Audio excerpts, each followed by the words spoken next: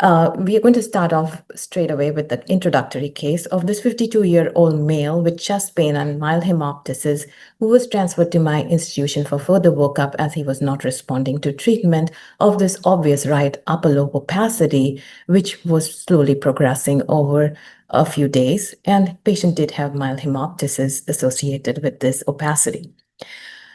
Prior to doing a bronchoscopy and biopsy, a CT scan was obtained, which was obtained at an outside institution, was made available. And on review of the CT scan, one can see that there was this right upper lobe mixed density opacity corresponding to our radiographic changes. And on close inspection, one saw that the right upper lobe pulmonary vein was completely thrombosed and did not opacify, suggesting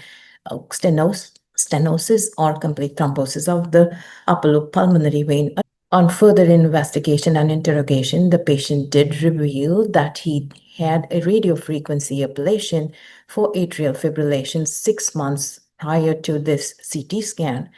And finally, it was concluded that the severe stenosis, a known complication of radiofrequency ablation for atrial fibrillation, had led to that narrowing, stenosis, and occlusion of the right upper lobe pulmonary vein,